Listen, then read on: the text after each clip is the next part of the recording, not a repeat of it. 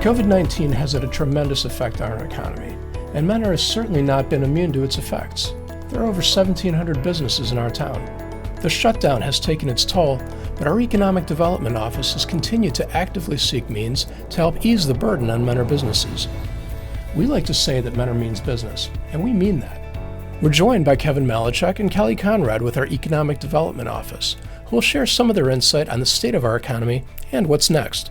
Hey, listen, thanks very much to the both of you for joining us today and taking the time to share some of your expertise. Tell us what you're seeing out there. What are you hearing from our businesses?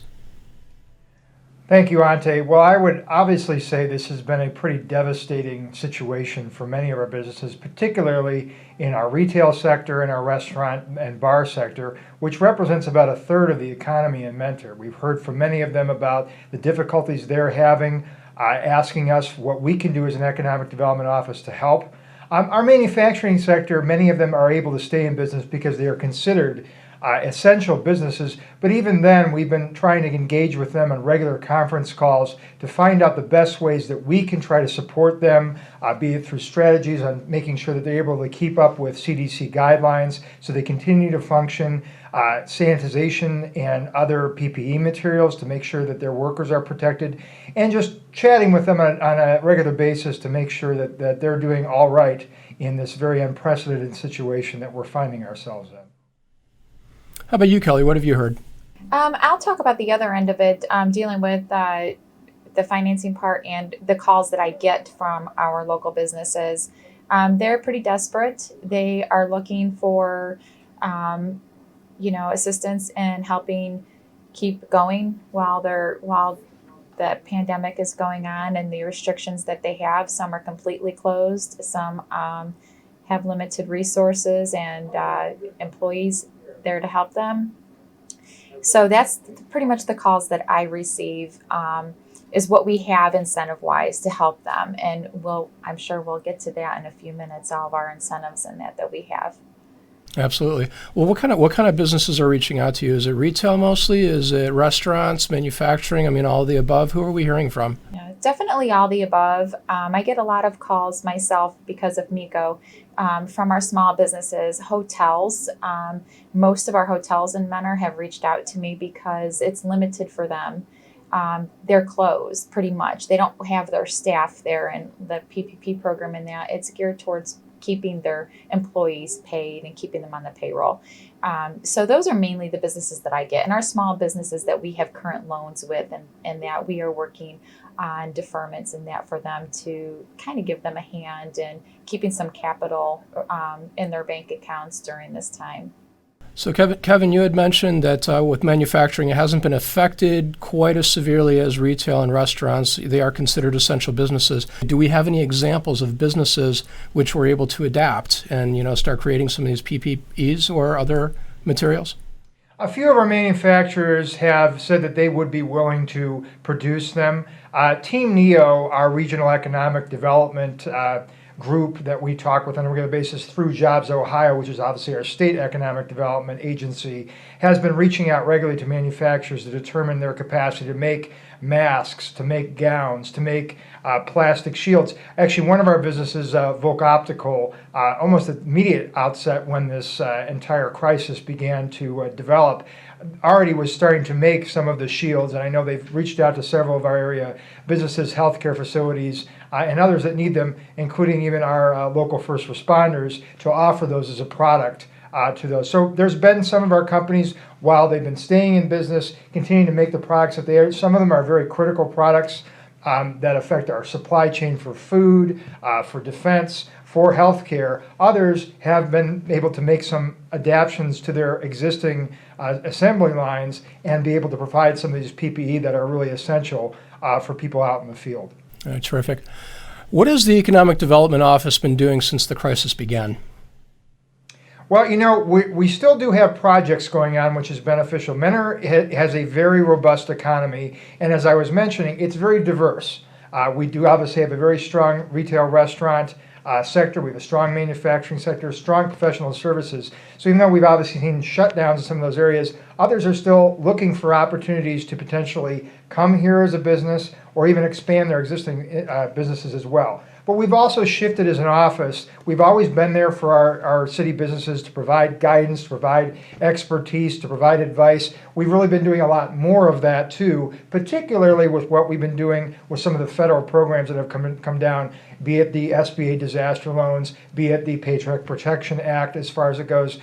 In particular, our Mentor Economic Assistance Corporation, which Kelly CONRAD does a fantastic job with that, really been a pinpoint and a focal point of a lot of the aid that we've had for a lot of our businesses that are here in the city.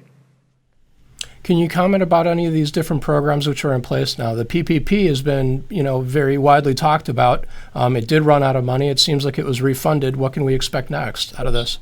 Next, we can expect that they will open it back up for application. What they've done a little bit different this time is they realized at the first round there were many small businesses that were unable to access the funds because they didn't have that relationship with the big banks. So what they've done is they've set aside a good portion of that 380 some thousand or $1 billion that they have reallocated. 60 billion of that is set aside for these smaller businesses that don't have those big bank relationships, and that'll help them, assist them into gaining access this time to the funding. So that's a little bit different this time. I think also what we'll see is the flow will go along a lot nicer.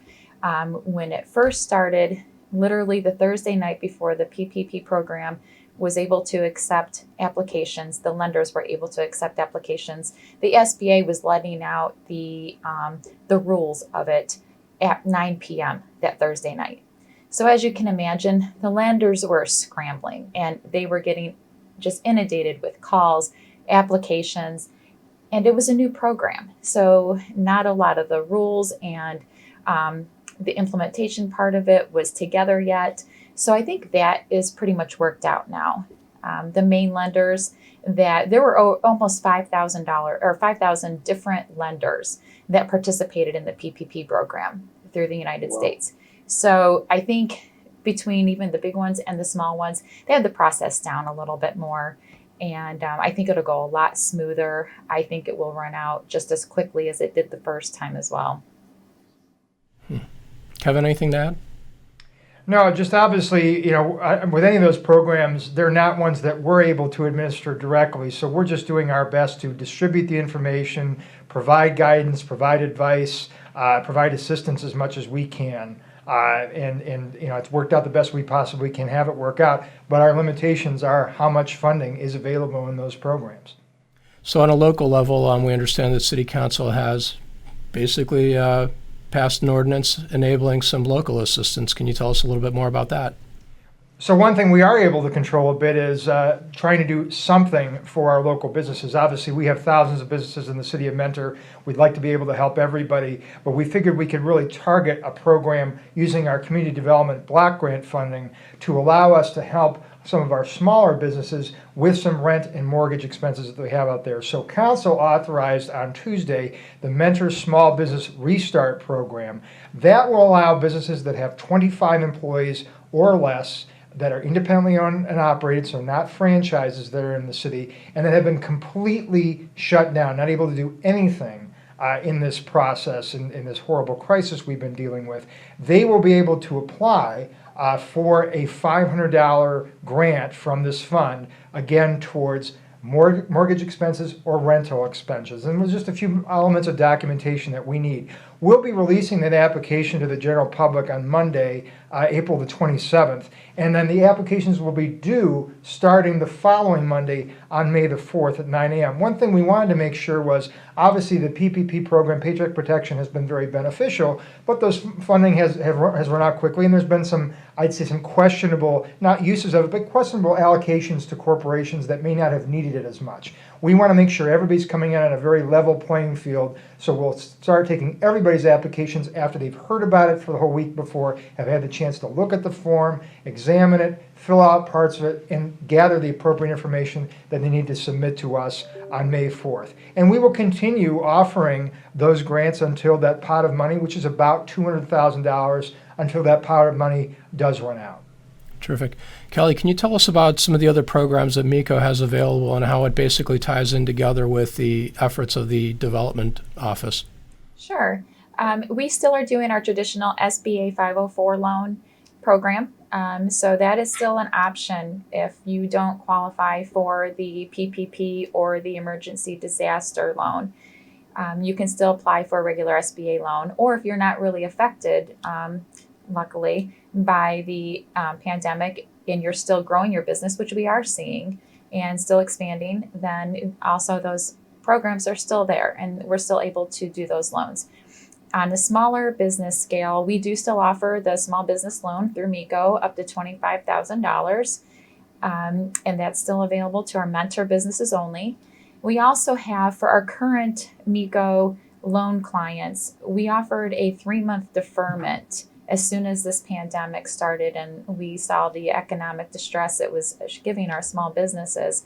We offered a 3-month deferment, and 90% of our current loan clients took advantage of that offer and are in a deferment right now. It will be paid back at the end of the loan period, extended the term of that. And for our SBA current borrowers, we have, the SBA themselves has automatically given a 6-month forgiveness. It's not a deferment. So no principal, interest, or fees are paid by the borrower. They automatically stopped their ACH payments, and that is for 6 months, and that is forgivable. That does not have to be paid back. So to take advantage of all these programs, do we want to send somebody to a website or do we want them to call you? They could do either. They can go to our new website, MECO.us. It's MEACO.us. And our information on our programs are there. Our applications are there along with our contact information. Or they can call me directly. My office is here at the City of Mentor, even though that hat is worn by the MECO office. But they are more than welcome to contact me either way. All right. Terrific. Kevin, is there anything to add? Is there anything that we haven't asked you that you wish to express to the businesses in our city?